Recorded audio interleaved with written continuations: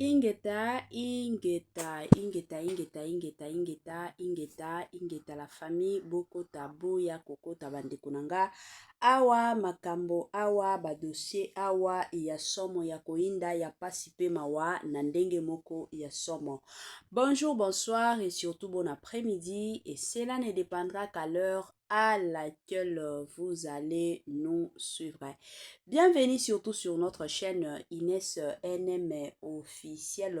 Bienvenue na balandi nyonso ya kala, bienvenue na ba o nyonso ya sika kande tolobaka toujours et encore boyei malamu na chaîne na biso ya Inès NM officiel. En tout cas, bande konanga soki ezambala liboso et salimi que non oya kokota na chaîne na biso ya Inès NM officiel. Kande tolobaka na bino bo s'abonner massivement. Tango bozo s'abonaka bongo bobo sana pete ko klikaka sur ngonga ya notification. Madame Ngonga wana ezalaka toujours et encore que non à chaque fois que Inès NM officiel akobandaka kotiaka ba vidéo ya sika boko zala directement informé. Vous informer, c'est notre devoir, oui, bien sûr, et Zalaka toujours et encore devoir fait Moussala na biso. De votre côté, bino, bokangama kaka, na kota la ba vidéo, ko s'abonner, ko partager, ko aimer ba vidéo, yangonde souci pe soué na biso. Voilà. Lelo toye awa bande konanga na sango ya pasi, ya mawaka, ndenge bazobuka ndaku, ya fiston sai. Na bandi ebela batu toyebi fiston sai ebela batu pe basepelaka na ndenge fiston sai asekisaka bango azalaka humoriste moko ya munene ya mboka na biso. Toye kolala toye kolamuka na basango ya pasi, toye kolala kolamuka na basango ya mawa ya ndenge bazobuka ndaku na ye, ndaku oya tongana pasi bandi kunanga. Kande na yebisaka bino na Kongo na biso kotonga ndaku eza facile te pe ezalaka moins cher te, eza penza cher. Soki omoni muto atongisi ndaku atakaka 2 pièces à pamba betela ye maboko, félicité ye. Pourquoi? Parce que ce n'est pas facile. Biloko nyonso ezaka ya komata, makam nyonso ezaka likolo. Soki mutu a privilégié ba makam mosusu atongisa nanu ndako, tomona batu mosusu pe bakota banyongwa pona kotongisaka ndako. Mais toye kolala kolamuka kitoko ya ndaku ya fiston sai ye wana bazo bukango bande konanga. En tout cas, sans plus tarder, ba explication na batu o bazalaki sur place eza awa chez Inès NM officiel. Na rotier la bino bolanda nanu ba explication ya ndenge bazo buka ndaku ya fiston sai tolanda. Bon, partagez vidéo bandeko, tozali awa na avenue Lusambo na place résidence ya Toyoki Banungu bakobuka résidence ya fiston sai. Ex c'est vrai, ex ou c'est faux. Alors toko zoa vérité awa botikala na ngai koto zoa vérité bolanda ba image awa. On a pas ma démolition awa et ndenge ndeko papa tu m'expliquer ma pesa dans lettre des fois buka les gens sur fiston sai. D'abord ko zoa message wana impression ko zani. Pour message à beaucoup fiston sai za ko buka te koto le to bazo ka sur 1 mètre seulement. Donc na ba biso na sai to ba voisin. Même sur après donc avant ça donc tu vas voisin bah c'est l'autre sénégalais qui les bateaux ça n'a pas donc ezaka même sur 1 mètre peut-être ne ba ko kozwa na clôture ka ezate ke bazo ba ko mananda ko eza bongo te selon lettre ba komika mise en demeure ba pesi na délai que boy mais ezate ke bazo buka bandako oui bakobuka ndako eza ko monani kaza ayibi lopango tozomona ayibi azana balabala donc ne peza kobuka na ye wana bino bokozala épargner bango bakozala épargner te biso peso bazwa moi quelques mètres oui pour nzele leka eza mabete eza malamu po banzele salema donc yo papa confirmer que président fiston sai avant nzela te aza nzela te ya tongani na nzela te aza nzela te banda bimi mwa mukie parce que koto yo à l'époque ezaka bandako te bandako yo koya na nsima ezalaki nango bapoubele bandako oya na nsima ntango bato mpe baza kobakisama na mokili tozokoma ebele nde bandako yo koya na nsima peut-être nde na eta wana nde na biso nyonso tozwaki mwa libanda mokie mais normalement kota fiso babuka ndako te so to suis terrasse wana c'est to kiti omona bien que lem soupe na mi be lem suna koti pe kobuka te lem so ko le kande liboso wana kande ngo terrasse ne leke mais poto yonde c'est tali kuna ba tonga so mona ngoti pona ngai ata même tango akala ata kobuka maozo kobuka mais tango osomba pe faut ça ota pe osomba place boye batu baza boye na mai boye baza bakotika batu boye Imaginez. bakotika batu boye te mais so hôtel bato baza koto baza bien banze ekota mituka yango wana motuka ezokota bato baza boye baza bango bien omwake awa banze kokota bazosala mpe clôture ya mai mais oyo baza neti na bamai bakotikela bango nini tala ndenge ezali fo balongola bango nyonso to baza bamai oyo te fo balongola bango fo batika espace oyo ne koto ezali dans soki totali bien papa oza natif ya kitambo osepeli na likanisi oyo bazwi bakonzi ya mboka bazwi mpona kosala nzela avenue Lusambu puke bima na sepeli nango basala pont ezala lokola mwa bifurcation place wana ezala bien tozala na facilité ya ko entrer sortir donc ezo facilité mpe eza mosusu bambuteyage nde naamonela surtout likanisi wana ndenge makadame ezotongama partout na kisasa boye en tout cas namoni ezela omoya bien towana otamba na kati ya bamai obima boye kone mosala boye sapato place banyatama kote potopoto ya te mais soki baotya bobaka makadamize eza bien olobi nde tolakisi bakokende bakokende wapi bandeko wana soki babuki bango te naza lesengo te baotango mai ekoye ekumbi bango bakufi bakei sikoyo bango nde bakoma na esengo bengane nakoma na maobe wana bakoma na esengo par conséquent donc il faut balongola kaka bango baleta oyo towuti nango boyebi te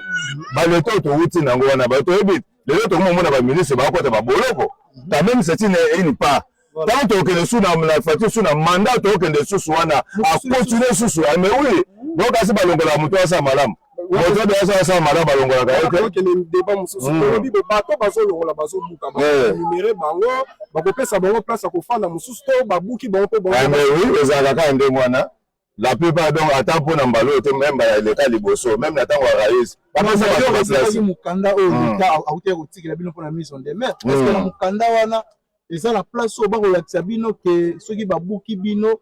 bakorenumere bino soit bakopesa bino place mosusu natona question tala baninga baza koto poso batikali tala baoyo baza pembeni na mai wana baya kopesa eloko nini yo kuna okomi ndenge nini nani atekeli yo wana ata ye mutu mutu yango atekelaki yo otya place wana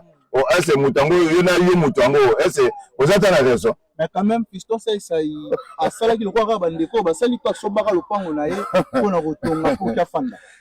te asala kwa bandela sa te yaza atalaki ke aza na limite normale bani lokola ezali makambo ya nzela eke esengeki le mosusu bazwa 1 mètre obe 2 mètres c'est tout à fait normal ya te bazobuka Fiston te babuka ndako te balimite esala na batiaki deja te bato baza baleki soki nde atongi nde ndako na nzela automatiquement ifo alongwa bongo ntango mpo ekokatisa bato baza na mai awa po ekokatisa ndeni baotika bango batie mpo likolo ya bandako wana tula motula moko tokotala boye na ngabu tozomona bandako ezali moko bandako oyo bakobuka yango po ebima ntina po babuka yango bongo mpo esala ndeni po elekade bakobuka yango soki baoyo ezali ate ekotiaka boye te oyo otya boye eza position ya leta te leta ayebika koleka wana akosala mosala esengeli ya leta yo ozokende oloba boye gauche droite oyo mibomba oyo mikosa oyo okosa na ye leta okosa ye leta ayebike place wana tokodesa nzela bona boye oyo aza na nzela bakolongola ye oyo ayibi moke bozongisa na nini normal ayetotya mpo wana mpo na nini banzela esalema bambuteli esila tomona mpe bapasage normal non basenalaki mpenza te po mardi oyo balobaki eselekaki déjà. Merci beaucoup papa. Maintenant na cas ya Fiston Saïsaï soki bokoki oloba eloko moko parce que mokili mobimba ekungisami bato ebele bakoloba nde moko alobaki soki babuki ye ata babuki 1 mètre ata babuki 2 mètres eza lokola babuki bajesi de mbandaka eza ko babuki commando moto te babuki baevre oyo asala po atonga ndako na ye bakonzilele na cas ya Fiston Saïsaï est-ce que bino bana kitambo bokoki kosenga clémencité na leta eluka bamoyen mosusu oyo ekopermettre ke ndako na ye ezala touche te te soki likambo ezali likambo ya nzela ndako eza baclôture eza te ndako comme tele te d'après nga eza ndako te eza quelques mètres nde bazosala te eza analyse te ke tosala toyebi ke eza bongo eza kaka quelques mètres me kosimba ndako te bayebeli wande mpo nga na ye azala likolo ya baluka otala nga naza na se tosolaka tout moment botala lokuta baloba makambo moko ya sentiment sentiment napesa mpe bien te kaka soloba oyo esengeli so totali tozokita losambo tozokita losambo boye na sete toye na gauche toye na droite na biso tomoni ke toaccompagner papa alakisa mpe bandeko nde bosala nzela apesa olakisi biso a partir ya awa epuis tomatiti likolo ozomona olakisa biso nde bosala pe évite kaka bandako koma voilà comment papa la biso ya musika sur l'avenue Lusambo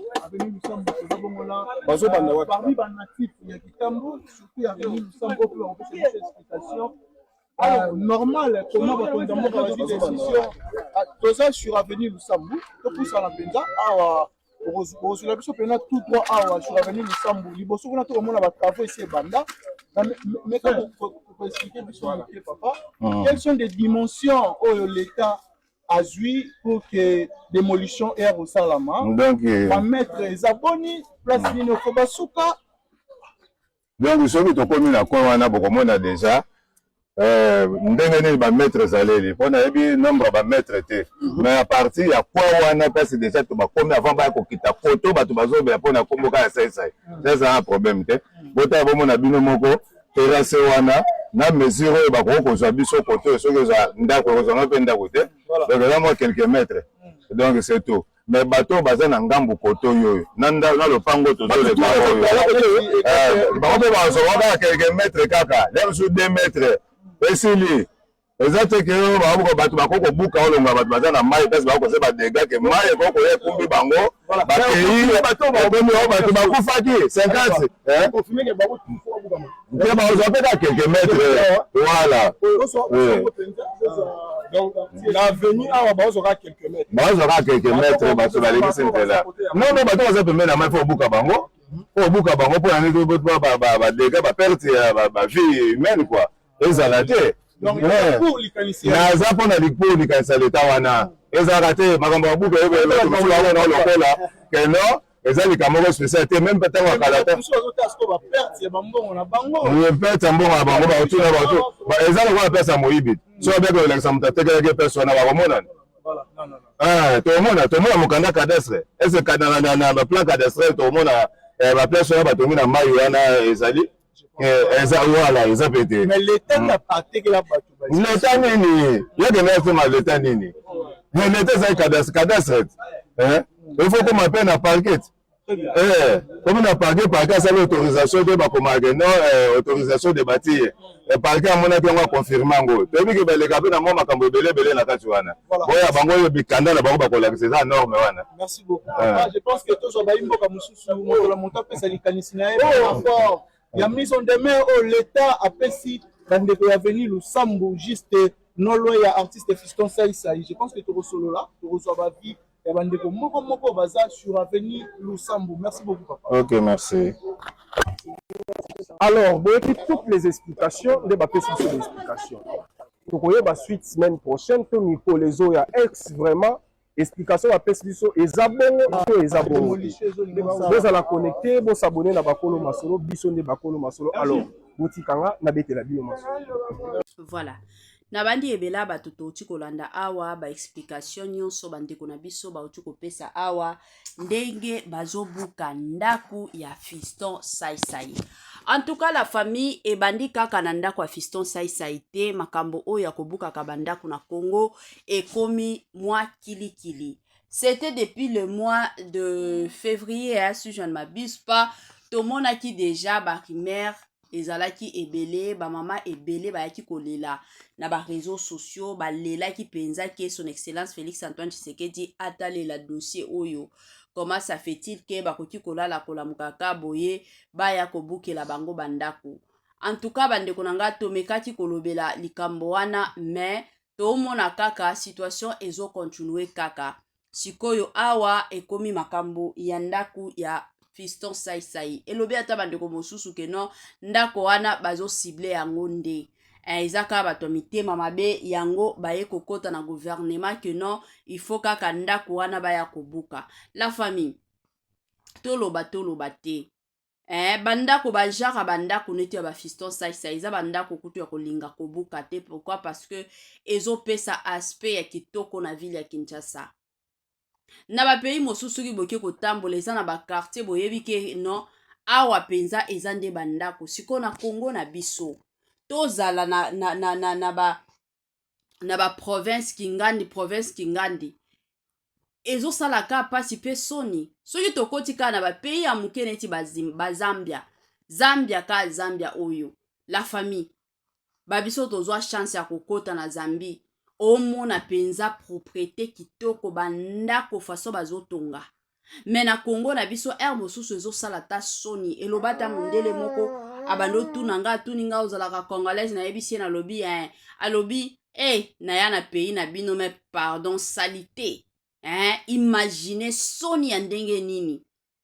Siko bandako ya kitoko yango lelo bandako wana balingi babuka bukango na yebite suwe eza Congo na biso tozala kaka neti batu moko ba existaka te neti batu moko na oyeba te bandeko nanga. En tout cas dossier oyo eza dossier moko e affecté nga makasi, eza dossier moko ezo sala makasi, ezo sala pasi kotala pe bandeko na biso ebele ba depansa ba mbongo na bango ti lelo baye kotongisa bandako eza mbongo. Siko tongo bozo ya kobuka bandako wana bokozongisa bango mbongo to eza kaka bobuka nanu oye koya eya to eza ndenge ni.